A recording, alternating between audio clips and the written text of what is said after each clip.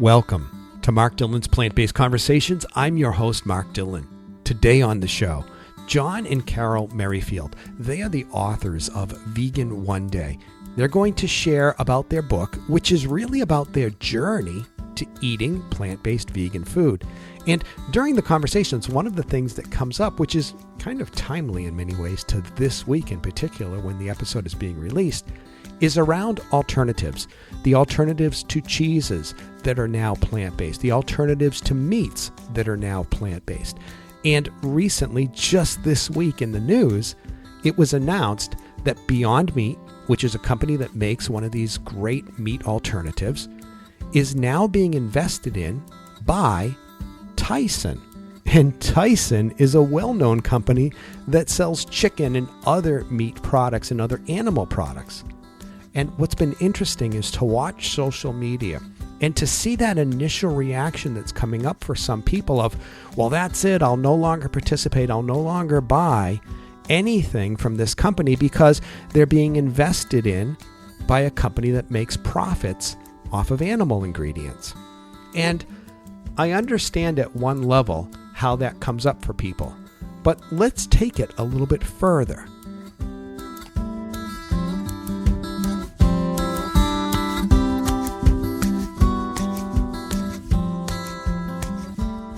If you really want to buy products from just companies that are plant-based, how far do you go with it?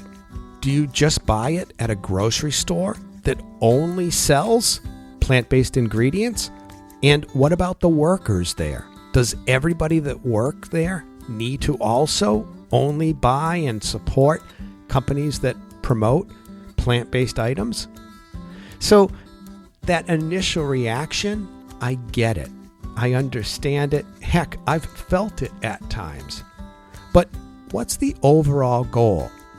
If your overall goal is to see that maybe a company that supports a lot of animal products right now starts to see, hey, there's money in plant-based foods, then they may start to shift their actual attention and start producing more of those products or investing in more of those products. So I understand where that comes from, but take some time from your initial reaction to really look at, mindfully, what's best here and how does it best support your path to eating plant-based. Isn't it wonderful that some companies are starting to invest in more plant-based alternatives? Because that only can mean in the long run then that there's more alternatives. When there's more money behind something, there's more possibility of it grabbing hold and taking place. So I actually see this as a positive in the long run. And I hope that as you start to explore it, you can make an educated decision for yourself. So today's episode, as I said, is with both John and Carol, and they're going to share their journey and also a little bit about their book, Vegan One Day, which has really become a big passion for them to share in a non-judgmental way how others can start eating plant-based vegan food. And it may be just for one day that you begin, but like every journey, it begins with one step. Let's start by listening to John's entrance in his beginning journey to eating plant-based vegan food.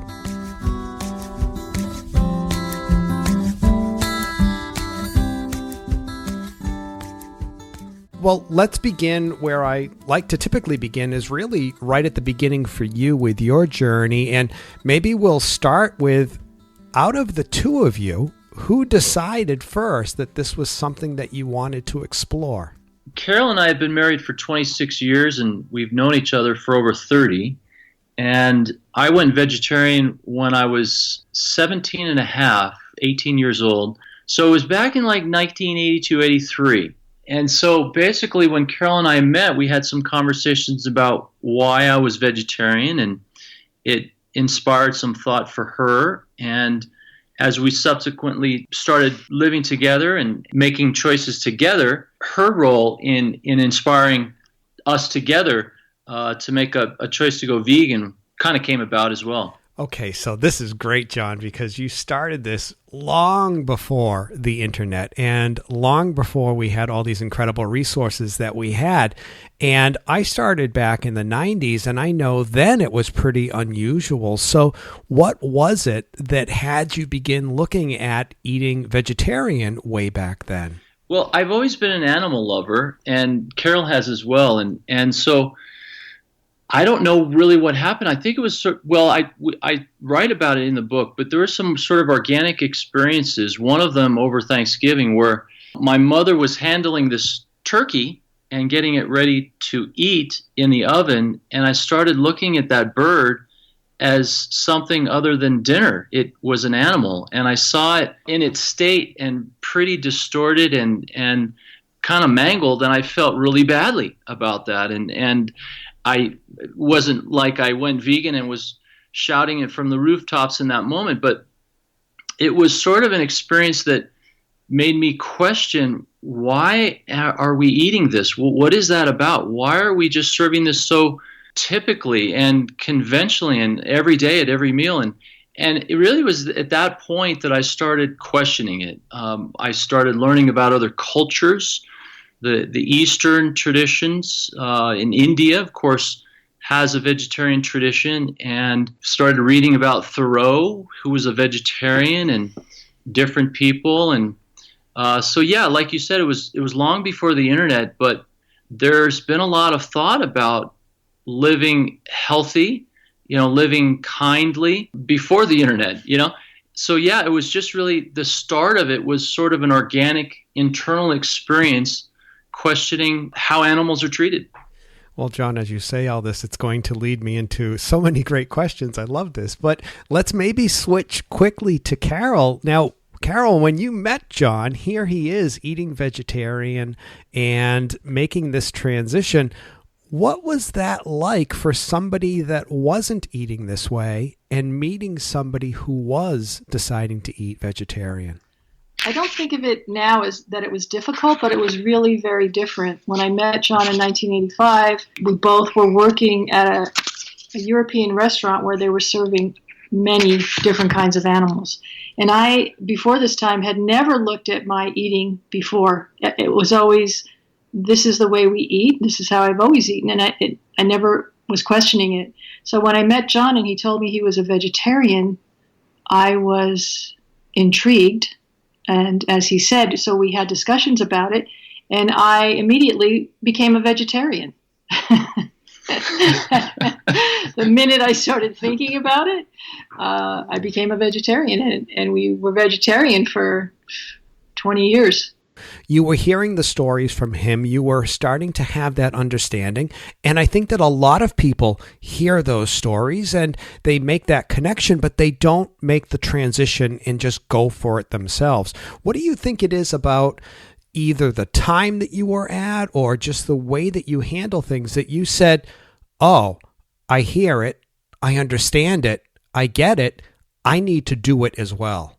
Yeah, it was, for me, it was just getting the information and understanding the suffering that was going on.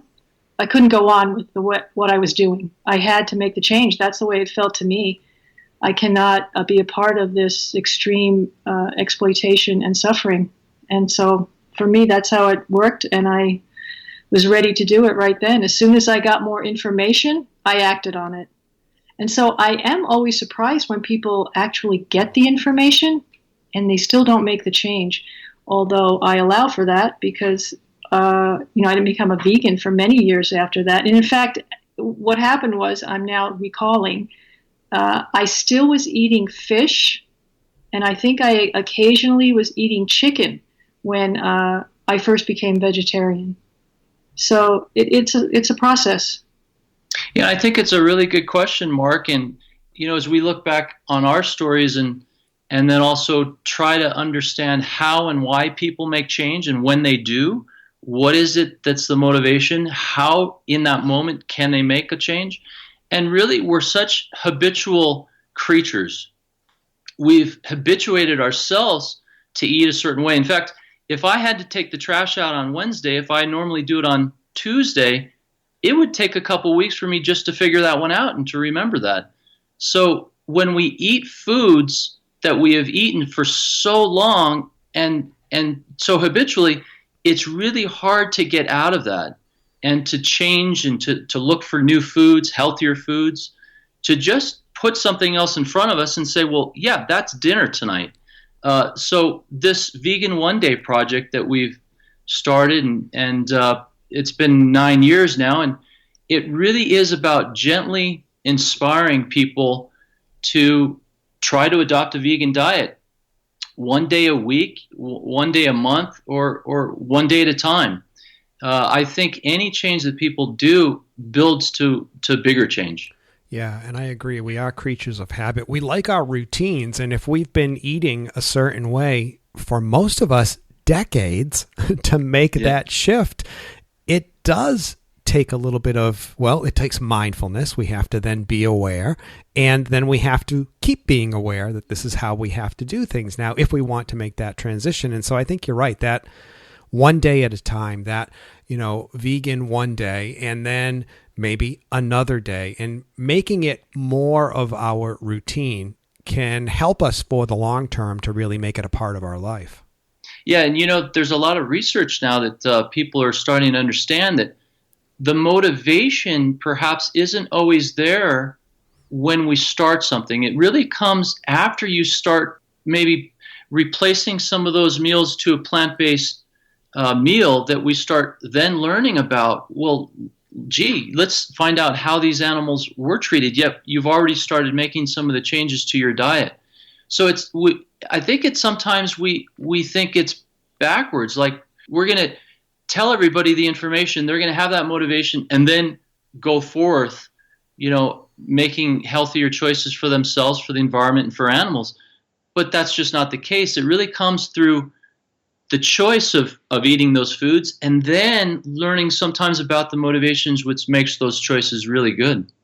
Well, let's go back, John, to when you met Carol, and here you're eating vegetarian. Now, I know a lot of people nowadays, it seems, when I see in different online discussion groups, people are talking about meeting and relationships and partners, that, well, you must be like me. I'm eating vegan, I'm eating plant-based, I'm eating vegetarian, and so I only want to date others who are doing that. And yet here you made that choice that, okay, Carol is the person that I'm interested in. So can you talk a little bit about that and how that felt for you? Right. Well, the whole thing is, Carol does most of the shopping for our household, and having raised kids, and so she's been the one that's bought the food, and in many regards, she was the person that motivated a lot of this change towards going to a vegan diet from a vegetarian diet. Again, we had some of the information, but really it was about just getting some of the new foods. And she was the person to buy these things. And she does a great job of buying really clean, organic food and putting it in the house. So I think that can, a lot of times when I look at relationships, and for example, if the woman is trending towards a plant-based diet, but the rest of the family isn't, there's a lot of power and influence over having those decisions to be made. You can start just introducing some new foods to the family without them really even knowing about it, or even caring about why they're doing it. And I think some of that was happening. But what Carol and I share in our life together is very meaningful. Compassion and kindness is very important to us, and the world we live in is very important. So these are really core values that we've grown together, and it's become a very big part of our lives together. Yeah, Carol, he said that you kind of were the one that started the transition, so to speak, for the vegan eating. What was it that brought that up for you, that you decided, hey, here's something that I'd like to start working towards? It was finding out more information about the dairy industry and eggs and these kinds of things that I really hadn't focused on before. I was really focused on the meat. And so when I started getting more information about that, I thought, wow, we really need to do this now, because I can't keep allowing this to go on in my life either. So I brought it up to John, and then I started buying, vegan cheese and stopped buying eggs and these other things. And we tried. Actually, I think this is in the book too. I talked about trying to be vegan, and it was difficult. It was difficult. I didn't really know how I was going to prepare the same meals without dairy and the things that I usually made. And so we stopped. We stopped trying to be vegan at that time. And so I don't know. I don't remember how much time went by before I brought it up again. And that time we became vegan. So I think that was about 10 years ago now. But it was difficult at first to stop using the things I was so used to using in recipes and baking and these kinds of things. So it took a little while, and then we made the transition to vegan. When you talk about that difficulty, what was it? And again, as you said, this is going back 10 years. So I'm thinking, let's just say some of the dairy alternatives to cheese right now, what we have available versus what we had 10 years ago is completely different. But was the difficulty in, as John said, kind of that new habit of this is how we do things? Or was it that getting products that you could use was difficult, or was it something else? Well, for me, I think mostly it was the products, because I think at the time, I don't even know if there was a vegan cheese. Yeah. And I thought, what are we going to do without cheese? And I don't know if there was vegan butter. And we live in a place where there's not, we don't live in a big city. So a lot of products weren't available to us. So that's what it was about for me. I thought, how am I going to make anything without butter and cheese and not using eggs? It all seemed, how am I going to do that? So that's what it seemed at the time for me. And so how did you make that transition? What was it that allowed you to start making that transition to eating vegan? The information.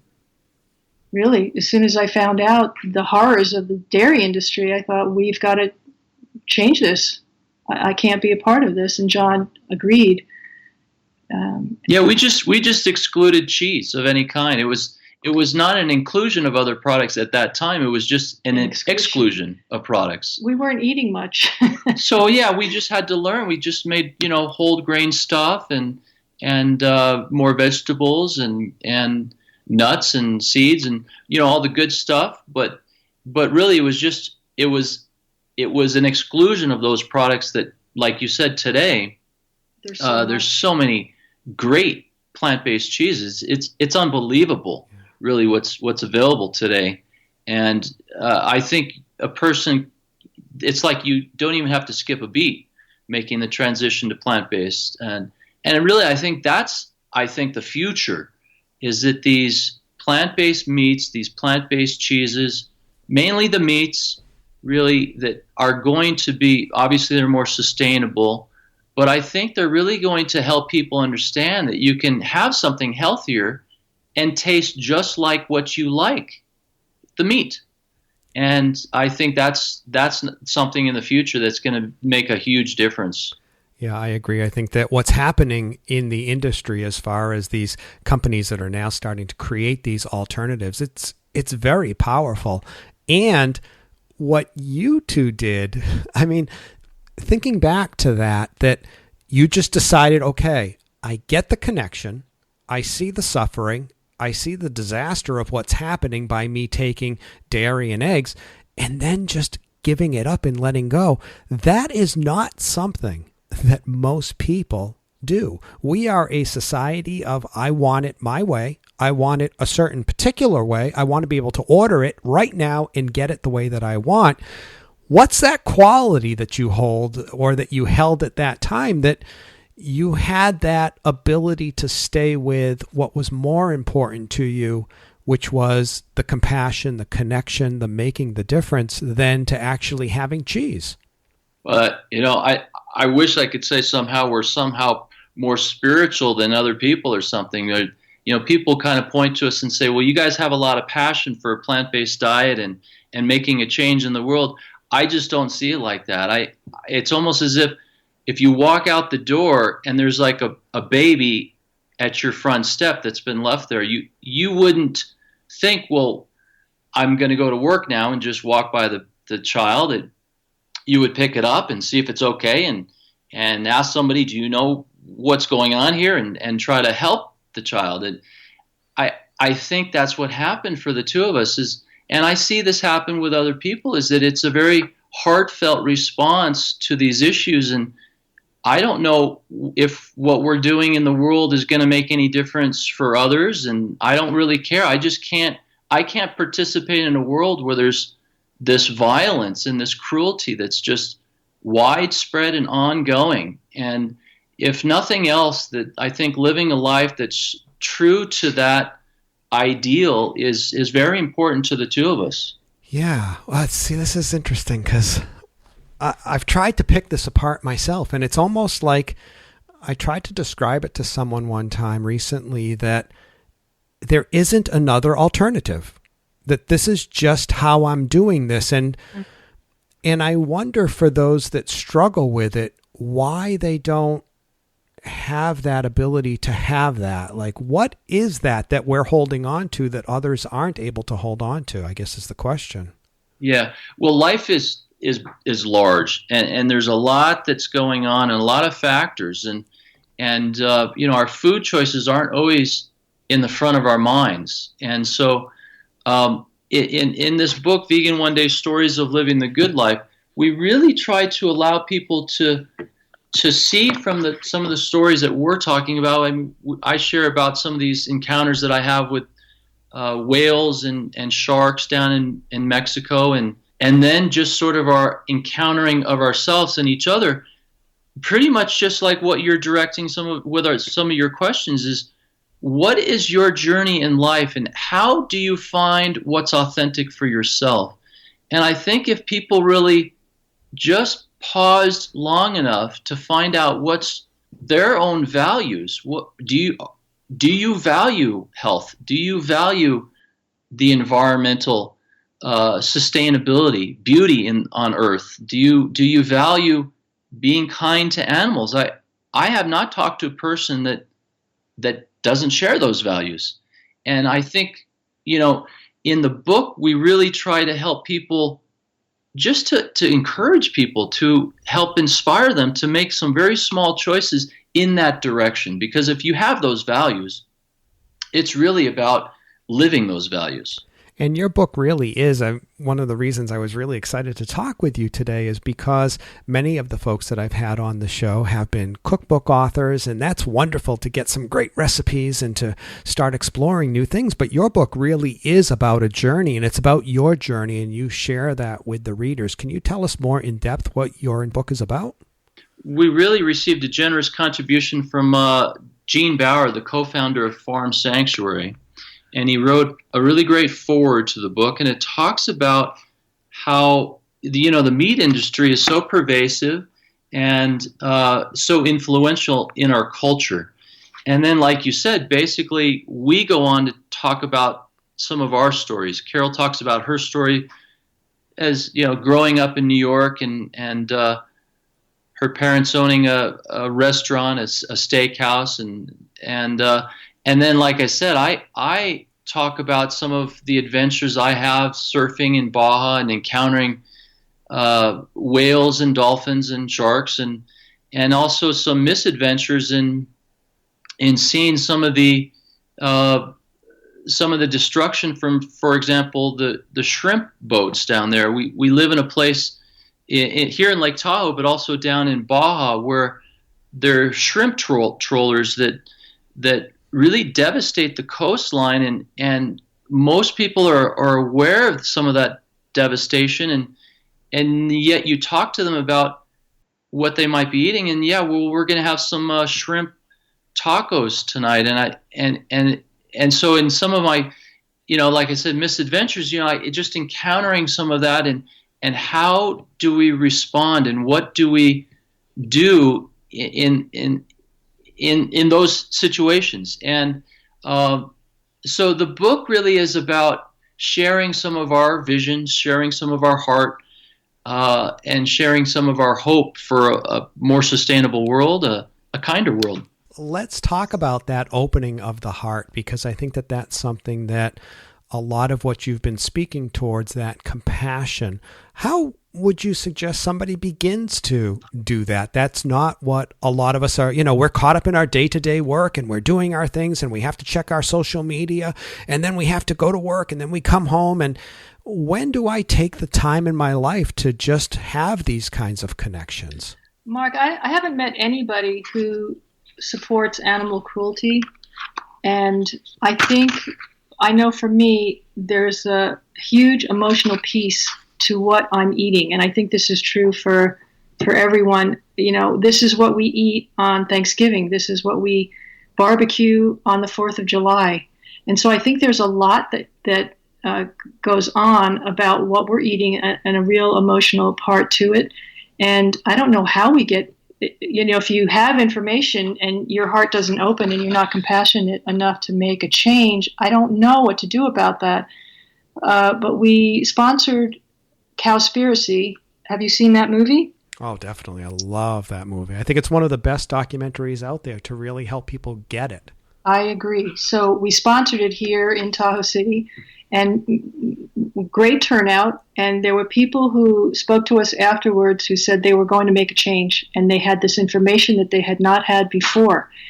And some of them stayed on that path for a short time. And I think we know one person who actually is still there. This was a year ago, I think.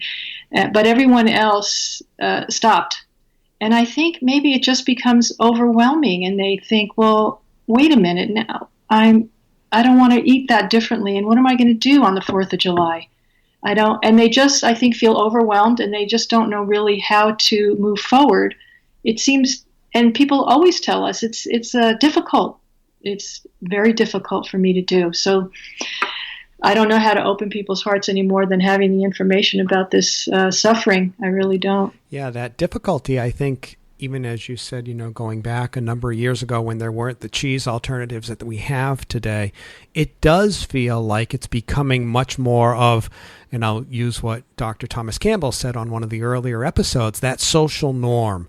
We're seeing a social norm that starts to change, where you can go into a Target, and as you walk down, if they have a grocery section, you can see a sign that says plant-based. Right. And that's hugely different than it was just 5 years ago. So do you think that as these social norms start to change and you begin to see more and more restaurants opening these kinds of alternatives, do you think that it will make it easier for people to make the transition, or is it just making it easier for those of us who want to do this? I think it's going to make it easier for people, definitely. As soon as it comes up as a question, or they say that it's difficult, we always talk about all the products that are out there now and how many restaurants are offering vegetarian or vegan meals. The change has been extraordinary in just the last 5 years. We are highly encouraged by that, and I think it will help people. I certainly do. And I think, Mark, this is a really interesting conversation as I think about it. Again, a lot of times I'm of the tendency, and I know Carol is as well, is that you want people to have the right motivation. You want them to be compassionate, heartfelt, care about the issues, and you want them to make a change based on those values. But really, I don't care why people eat a plant-based diet. They could do it because for any reason at all. And it would be a good thing for them. It would be a good thing for everybody. So these products that are out there that are becoming more available, they're only going to help things. And I just don't think we can expect the whole world to wake up and become enlightened somehow on all issues, including cruelty to animals and environmental sustainability and their own health. I just think they're just going to start choosing some of these plant-based products because they're convenient, because they're there, they are healthier. They'll learn about those things, and then they're just going to choose them. Yeah, and I think what you said there is it really doesn't matter what their reason is, and that's something that depending on who you talk with, there are some that are very strong that you must do this for this reason and this reason only. But I've always looked at it and said, I could care less why you do it. If you don't have any reason why you want to do it, but you're just doing it, that's all that matters. Because ultimately, if you eat this way, you make a massive difference on every single level. You'll make a difference for the environment, the planet, your health, all of those reasons and more. So it's just making that transition for yourself is the most important thing. Yes, that's correct. Well, let's talk about that transition with the work that you do with your book, because you are very much about helping people make a transition with your work. Because, as you say, just one day, one meal, 1 week, whatever it may be.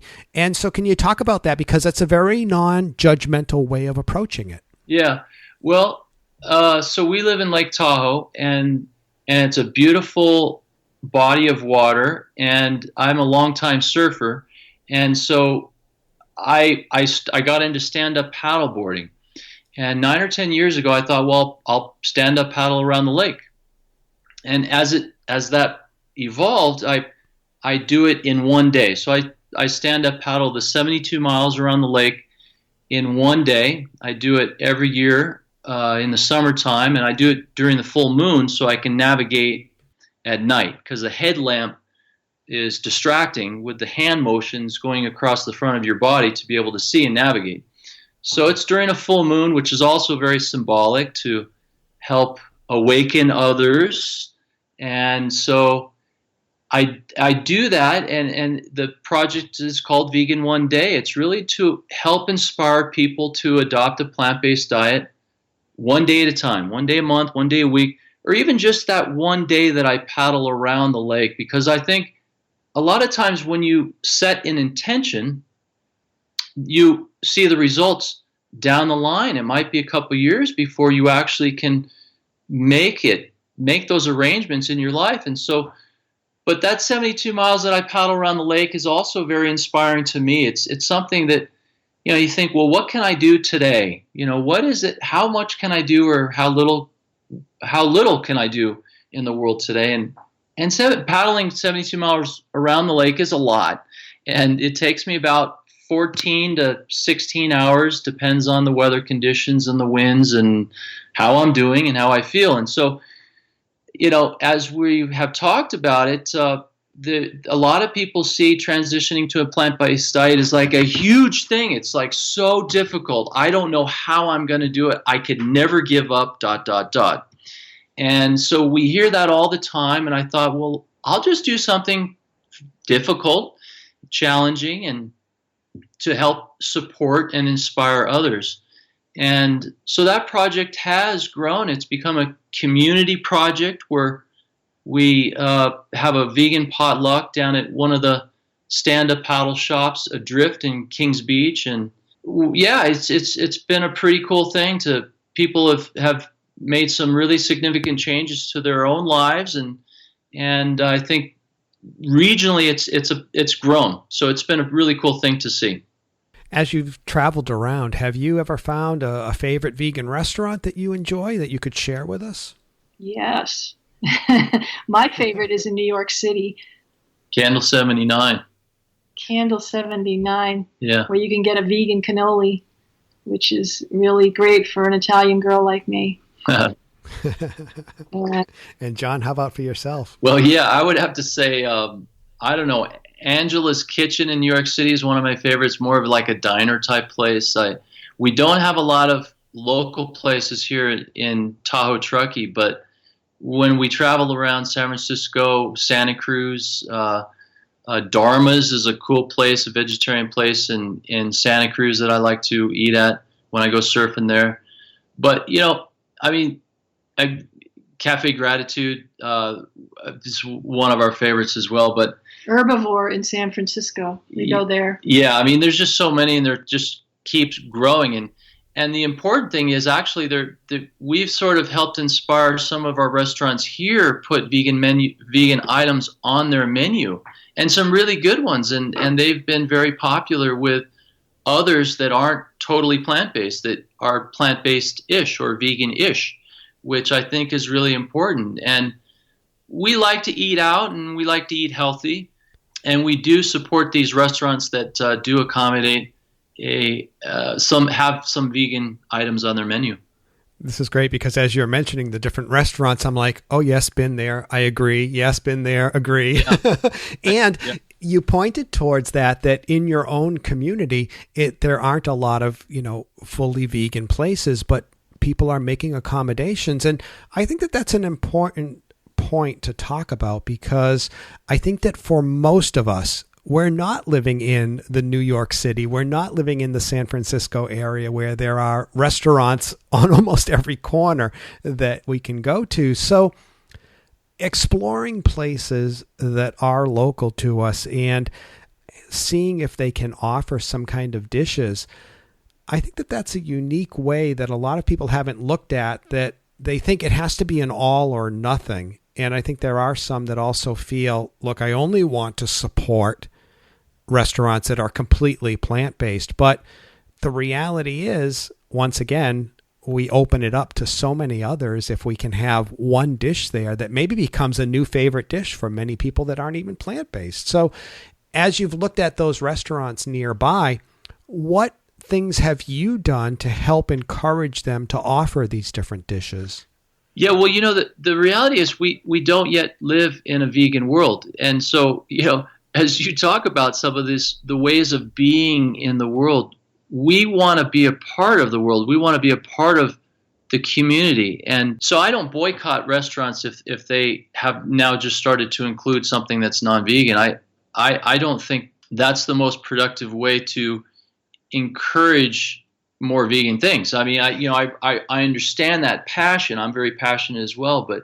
But so, yeah, right. So we sometimes will leave a card in a restaurant that we've never gone to that says, we came here because it had a vegan item. Thank you for serving it. And so it lets the people know that the vegan item that they had on their menu was appreciated and valued. And it just is as simple as talking to the owner or the manager. And if they don't have a vegan item, you can help them understand why it would be important. And if they don't know yet, they've heard. There's so much out there in the news and in the research and the science that they probably have heard. So if you point to it, it's almost as if like they're just remembered. Oh yeah, good idea. And so they work to put that on their menu. And if you can actually sometimes on their menu even say, well, look, this is vegan, that's vegan. The other thing, the other thing is vegan. Put those all together and call that your vegan plate. We'll get excited. There's a restaurant here we walk to that has just one vegan item, and I think recently they added something else, and it was a really exciting day. But he always has vegan soup at that particular place. There's really no reason to make a soup that's chicken stock. I mean, the veggie stock soups that you can do, and so you tell the people how important that is and how great that is, because if you eat meat, are you going to turn down a soup that's made from veggie stock? Of course not. But certainly all the plant-based people are going to turn down the soup that's made from a chicken stock. So you can accommodate everybody by making some very small changes to a menu, just like that. Well, let's talk a little bit about cookbooks. A lot of people are interested in different cookbooks that are out there. Do you have a favorite, or do you tend to make things kind of on your own or use blogs as an easy way to gather recipes together? I wouldn't say we have a favorite cookbook. I don't know. I've just gathered recipes over the years, ones that I use over and over again, and I do look online for new things that come up. We have some great recipes in our book. Well, what we did, Mark, is we included in the back of our book, the most of the book really is about some stories and true stories in our life. And in the back of the book, we've included some of our favorite recipes. And I was just thinking about, I do a lot of green smoothies. So there's some green smoothies in there, and just even some simple things like, chia seed, and some oatmeal. How do you even do oatmeal without dairy? You substitute with some other things. And I'm much more, fly by the seat of my pants and kind of throw stuff together, and some of those recipes are in the book, and then Carol's, like she said, gathered some recipes from other sources, and we've sort of made them our own as well. It's been fun. Yeah, and John, you mentioned that Carol tends to do a lot of the shopping and things like that, and that she loves to buy a lot of, I think you used the phrase, clean foods. And I know for a lot of people that are eating plant-based and they're eating vegan, there's different camps. There are those that will eat anything as long as it's vegan, and it can be highly processed, and that's really cool, and maybe that's what they eat most of the time. And then there are those that, kind of the other extreme, the raw. And I'm wondering for yourselves, where is your balance with that? What do you tend towards? You've used the word organic at times. What is kind of your typical weekly food intake? Well, we do eat some processed vegan food, but we really try to stay, away from that as much as possible. It's just great, though, when they come out with something that you haven't been able to have, and now they have it. But vegan cannoli? Yeah, vegan cannoli.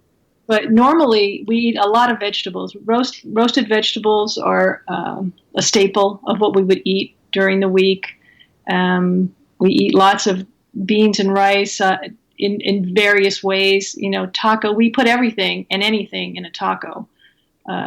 And no, we generally just try to eat fresh food and not too processed. That's where we are. And we did eat some raw for a while, but normally that's not what we do. We make lots of soups. You can put anything and everything in a soup. And so we're more in the camp of not too much processed. Yeah. And I think it's really important, too, to look long term.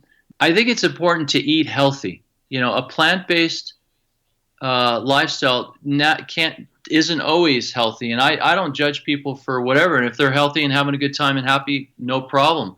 But I think it's really important to eat a healthy, low processed, as clean of a food that you can get. And the reason is, I think that you will live longer, be happier, and be able to sustain that diet for a longer period of time.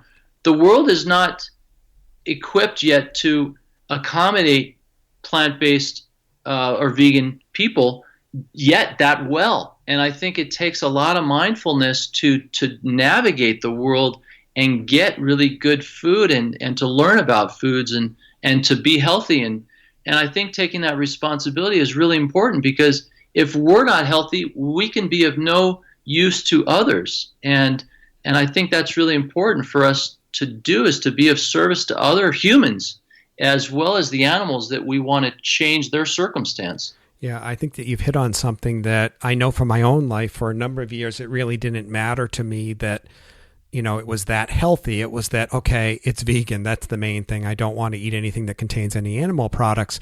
But as I've looked at the long term, it's like, well, that's kind of ridiculous in a sense, because ultimately, as you said, for the health of yourself, and if you want to make a difference in the world for others, for animals, for the planet, whatever that may be, the healthier that you are, the more that you can do to make that possible. And so I think you're pointing towards something that's important.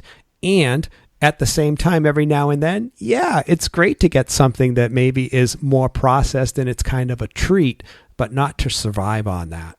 Yes, exactly.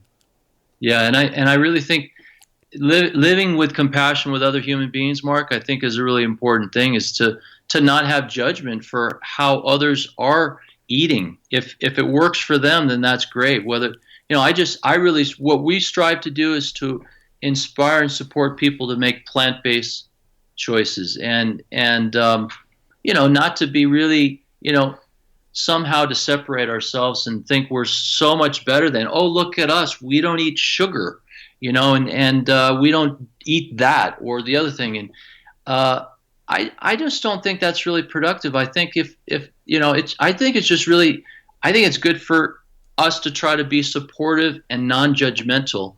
And I think that's the most encouraging way to be in the world.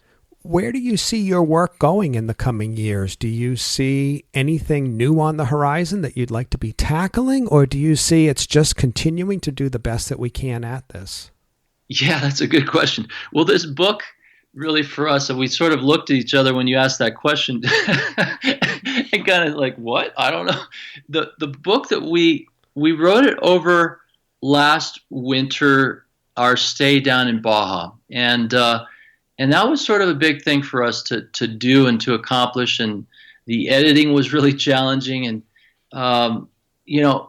it's been kind of cool to see it go out in the world, and we've had some really good feedback from people, and so it's hard to answer that question. What's next? I'm like, okay, take a deep breath. I'm good. We have lives, we have full lives and families, and also some work, and so we're managing some of that as well. What's happening here locally is that there's a couple of people that are working on inspiring the town council of Truckee to adopt a proclamation of meatless Mondays. And so we've volunteered our help and our contribution to that, and sort of gathering some signatures of support. So we're looking forward to doing that, and perhaps writing some letters to the editors of the newspapers, which we've established a good relationship with, and so there's always something to do, and like you and Carol were talking about the movie Cowspiracy, there's always something else to be able to help the public see something new, and that's going to be ongoing. But I think for us right now, it's just promoting our book, talking about it. We haven't been best booksellers. It's selling on Amazon, which we're very happy about, but when we're around people and they ask about the book, it seems to be in their hand, without any money exchange. It's kind of fun to be able to help people gain something new and see something different through what we've written. Well, as people have been listening to your journey and to your story, if they would like to stay in touch with the work that you've been doing, what's the best way that they can do that? So we have a website called Vegan One Day. It's vegan1day.org. That's a good way. We're both on Facebook, Carol and John Merryfield, individually on Facebook, and that's another way. That's probably the best way to kind of follow us and stay in touch and see what we're doing next. Well, I thank you both very much for being here. It's been really interesting to talk with you and to hear your connection together and how your journey kind of came together along this wonderful path. Thank you, Mark. Thanks so much, Mark. Thanks for caring. As the interview comes to a close, if you would like some easy-to-click links to check out both John and Carol's site, to get a copy of their book, or to find out more information about some of the restaurants that they mentioned and so much more, you can go directly to the blog post for this episode, and you can find that at markdillon.com/86. That's the number 86. Until we get together again next week, go enjoy some great plant-based food. Take care on your journey.